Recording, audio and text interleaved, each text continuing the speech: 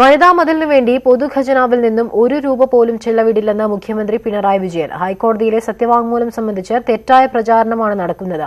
വനിതാ രംഗത്ത് നടപ്പാക്കുന്ന പദ്ധതികൾക്ക് പണം മാറ്റിവെച്ചു എന്നാണ് കോടതിയിൽ പറഞ്ഞതെന്നും മുഖ്യമന്ത്രി വ്യക്തമാക്കി. ഹൈക്കോടതിയിൽ കൊടുത്ത എഫിഡവിറ്റ് വനിതാ രംഗത്ത് സർക്കാർ എന്തൊക്കെ ചെയ്യുന്നു എന്നുള്ളതാണ്. നിങ്ങൾക്കറിയാം ഏതെല്ലാം രംഗത്ത് വനിതാ രംഗത്ത് സർക്കാർ ഇടപെടുന്നു എന്നുള്ളത്. അതിനുള്ള നീക്കിവെച്ച തുകയാണ് ഈ 50 കോടി. ആ 50 കോടിയിൽ ഒരു പൈ പോലും ഈ വനിതാ മതിലിനുള്ളതല്ല. ഈ വനിതാ മതിലെന്ന് കണ്ടുകൊണ്ട് വെച്ചതുമല്ല. അതും വ്യക്തമാക്കാൻ ഞാൻ ആഗ്രഹിക്കുകയാണ്.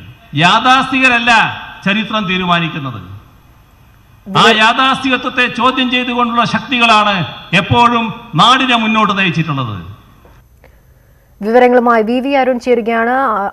അരുൺ, ഇന്നലെ കോടതിയിൽ സർക്കാർ നൽകിയ സത്യവാങ്മൂലത്തിന്റെ പകർപ്പ് ലഭിച്ചപ്പോൾ അതിൽ വ്യക്തമായി പറഞ്ഞിട്ട് ഉണ്ടായിരുന്ന ഒരു സാഹചര്യം ഉണ്ടായിരുന്നു. അതായത് 50 കോടി രൂപ സ്ത്രീകളുടെ ശാക്തീകരണത്തിന് അല്ലെങ്കിൽ സ്ത്രീ സുരക്ഷയ്ക്ക് വേണ്ടി മാറ്റിവെച്ചിട്ടുണ്ടായിരുന്നു എന്ന്. ഇത്തരത്തിലൊരു സത്യവാങ്മൂലം നൽകാൻ കോടതി നിർദ്ദേശിച്ചത് നിർബന്ധിച്ച് സർക്കാർ ജീവനക്കാരെ വനിതാ മതിലിൽ പങ്കെടുപ്പിക്കുന്നില്ല എന്നത് സംബന്ധിച്ച് സത്യവാങ്മൂലം നൽകാനാണ് പറഞ്ഞത്. അങ്ങനെയെങ്കിൽ ഈ സത്യവാങ്മൂലത്തിൽ ഇത്തരത്തിലൊരു കണക്ക് ഉൾപ്പെടുത്താനിടയായ സാഹചര്യം എന്താണ്? ഇന്നലെ നമ്മൾ ഉൾപ്പെടെയുള്ള മാധ്യമങ്ങളും ആ രീതിയിൽ തന്നെയാണ് വാർത്ത റിപ്പോർട്ട് ചെയ്തത്. ഇപ്പോൾ മുഖ്യമന്ത്രി പറയുന്നത് മറ്റൊരു രീതിയിലാണ്. വനിതാ മതിലിനെ 50 കോടി നീക്കിവെച്ചിട്ടുണ്ട് എന്ന് സത്യവാങ്മൂലത്തിൽ ഒരിടത്തും പറഞ്ഞിട്ടില്ലെന്നാണ് സർക്കാരിന്റെ വാദം. സംസ്ഥാനത്ത് സ്ത്രീ ശാക്തീകരണ പ്രവർത്തനങ്ങൾക്ക് നിരവധി പദ്ധതികൾ സർക്കാർ നടപ്പാക്കുന്നുണ്ട്. അതിന്റെ ഭാഗമായി മാത്രമാണ് 50 കോടി രൂപ വനിതാ ശിശുക്ഷേമ വകുപ്പിനായി മാറ്റിവെച്ചത്. അത് തെറ്റായി വ്യാഖ്യാനിക്കപ്പെടുകയായിരുന്നു എന്നാണ് സർക്കാരിന്റെ നിലപാടും സർക്കാർ പറയുന്നത്. മുഖ്യമന്ത്രിയും ധനമന്ത്രിയും ഒക്കെ പറയുന്നത് അത്തരം കാര്യമാണ്.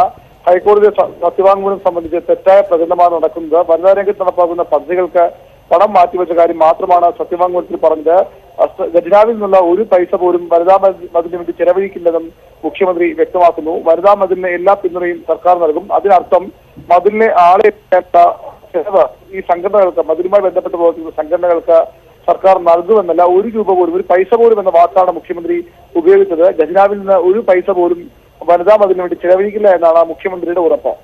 ശരി, വി അരുണാണ് വിവരങ്ങൾ നൽകിയത്. BJP നടത്തുന്ന അയ്യപ്പ ജ്യോതി മാർച്ചിൽ ആരും പങ്കെടുക്കരുതെന്നാണ് പാർട്ടി നിലപാടെന്ന് പ്രതിപക്ഷ നേതാവ് രമേശ് ചെന്നിത്തല. NSS പ്രവർത്തകരായ കോൺഗ്രസുകാർ അയ്യപ്പ ജ്യോതിയിൽ പങ്കെടുക്കില്ല. NSS BJP പാളയത്തിലേക്ക് പോകുന്നുവെന്ന പ്രചാരണം CPM അജണ്ടയുടെ ഭാഗമാണ്. വനിതാ മതിലിന് 50 കോടി അനുവദിക്കുന്നതിൽ മുഖ്യമന്ത്രിക്കെതിരെ നിയമസഭയിൽ KC ജോസഫ് അവകാശ ലംഘനത്തിന് നോട്ടീസ് നൽകുമെന്നും ചെന്നിത്തല പറഞ്ഞു. അവരാരും പോവില്ല, അതൊന്നും ആരും പോവില്ല. അതിനകത്തൊന്നും അത് മതിലിലും പോവില്ല, ഇതിലും പോവില്ല. അതാണ് അപ്പോൾ തീർച്ചയായിട്ടും ഞങ്ങൾ കൊടുക്കുമല്ലോ. ഇത് നിയമസഭയുടെ അവകാശ ലംഘനമാണ്. കോൺഗ്രസിന്റെ പാർലമെന്ററി പാർട്ടിയുടെ ഉപനേതാവ് ശ്രീ KC ജോസഫ് അവകാശ ലംഘനത്തിനുള്ള നോട്ടീസ് ഇന്ന് നൽകുന്നതാണ്. ഈ പണം ലാപ്സാക്കിയ മന്ത്രിക്കെതിരെ സത്യത്തിൽ നടപടിയാണ് സ്വീകരിക്കേണ്ടത്. അല്ലാണ്ട് ആ പണം എടുത്ത് മതിൽ നിർമ്മിക്കാൻ വേണ്ടി ഉപയോഗിക്കുകയല്ല വേണ്ടത്. പണം വകമാറ്റി ചെലവഴിക്കുന്ന ആ നടപടിക്കെതിരായി എന്ത് നിയമ നടപടികൾ സ്വീകരിക്കാം എന്നുള്ളതിനെ പറ്റി ഞങ്ങൾ ആലോചിച്ചുകൊണ്ടിരിക്കുകയാണ്. NSSനെതിരെ കടന്നാക്രമണം ശക്തമാക്കി CPM. വനിതാ മതിലിൽ വിള്ളൽ വീഴ്ത്താനുള്ള NSS നേതൃത്വത്തിന്റെ നടപടി ചരിത്രപരമായ തലകുത്തി വീഴ്ചയാണെന്ന് കോടിയേരി ബാലകൃഷ്ണൻ പറഞ്ഞു. RSSന്റെ വർഗീയ സമരങ്ങൾക്ക് തീ പകരാനുള്ള നടപടിയായാണ് സുകുമാരൻ നായരിൽ നിന്നുണ്ടായിരിക്കുന്നതെന്നും പാർട്ടി മുഖപത്രത്തിലെ ലേഖനത്തിൽ കോടിയേരി കുറ്റപ്പെടുത്തി. വനിതാ മതിലിന്റെ ഒരുക്കങ്ങൾ വിലയിരുത്താൻ CPM സംസ്ഥാന സെക്രട്ടേറിയറ്റ് യോഗം തിരുവനന്തപുരത്ത് ആരംഭിച്ചു. സമദൂരം പക്ഷം ചേരലോ എന്ന തലക്കെട്ടിലുള്ള ലേഖനത്തിലാണ് NSS ജനറൽ സെക്രട്ടറി സുകുമാരൻ നായർക്കെതിരെ കോടിയേരിയുടെ രൂക്ഷ വിമർശനം. വനിതാ മതിലിൽ വിള്ളൽ വീഴും എന്നത് ചിലരുടെ ദിവാസ്വപ്നമാണ്. മതിൽ തകർക്കാൻ മുന്നിൽ നിൽക്കുന്ന RSSന് UDFും NSSും ഒത്താശ ചെയ്യുന്നു. മുസ്ലിങ്ങളും ക്രിസ്ത്യാനികളും ഹിന്ദുക്കളുമെല്ലാം അണിചേരുന്ന വനിതാ മതിലിനെ വർഗീയ മതിലായി ചിത്രീകരിക്കുന്നത് സംഘപരിവാർ രാഷ്ട്രീയത്തെ പ്രോത്സാഹിപ്പിക്കലാണ്. സമദൂരത്തെ ശരിദൂരമാക്കി കമ്മ്യൂണിസ്റ്റ് വിരുദ്ധ ശക്തികളെ സഹായിക്കുന്ന സന്ദേശമാണ് NSS നേതാവിന്റേത്.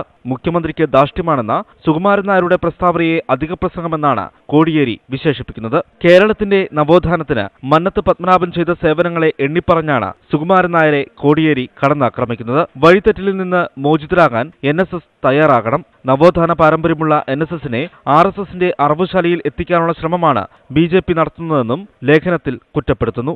വനിതാ മതിൽ മതപരമായ ചേരിതിരിവ് സൃഷ്ടിക്കുമെന്ന KCBCയുടെ പ്രസ്താവന തെറ്റിദ്ധാരണാജനകമാണെന്നും കോടിയേരി വ്യക്തമാക്കുന്നു. അതേസമയം വനിതാ മതിലിന്റെ തയ്യാറെടുപ്പുകൾ ഇന്നാരംഭിച്ച CPM നേതൃയോഗം വിലയിരുത്തും. ന്യൂസ് 18 തിരുവനന്തപുരം.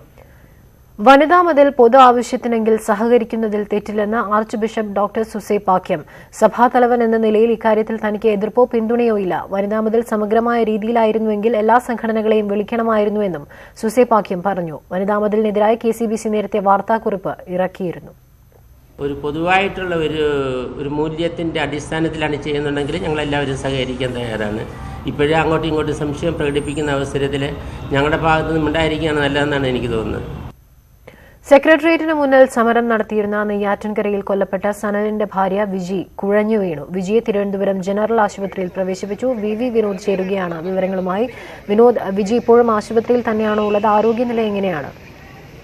അമീന, വിജി ഇപ്പോഴും ജനറൽ ആശുപത്രിയിൽ ചികിത്സയിലാണ്. ഉച്ചയോടെയാണ് സമരപന്തലിൽ കുഴഞ്ഞു വീണത്. 12 ദിവസമായി ഇവിടെ സമരം നടത്തുകയായിരുന്നു. സനലിന്റെ മരണത്തിന് ശേഷം സർക്കാർ വിജിക്ക് ജോലി വാഗ്ദാനം ചെയ്തിരുന്നു. അത് വാഗ്ദാനം നടപ്പാകുന്നില്ല എന്നാരോപിച്ചാണ് സമരവുമായി വിജി രംഗത്തെത്തിയത്. ഏതായാലും കഴിഞ്ഞ ദിവസം MM മണി വിജിയോട് മോശമായി സംസാരിച്ചു എന്ന തരത്തിൽ വലിയ വിവാദങ്ങൾ പുറത്തു വന്നിരുന്നു. ഇതിന്റെ പശ്ചാത്തലത്തിൽ വിജി ഇപ്പോൾ ആശുപത്രിയിലാകുമ്പോൾ വലിയ പ്രതിഷേധവും ഉയരുകയാണ്. കോൺഗ്രസ് നേതാക്കൾ ഉൾപ്പെടെയുള്ളവർ ഇതിനെതിരെ രംഗത്ത് വന്നിട്ടുണ്ട്. CPMനെതിരെയാണ് പ്രധാന ആരോപണം നീളുന്നത്. MM മണിക്കെതിരെ കേസെടുക്കണമെന്ന് കൊടുക്കുന്നിൽ സ്വദേശികൾ ആവശ്യപ്പെട്ടിട്ടുമുണ്ട്. ശരി വിനോദ്.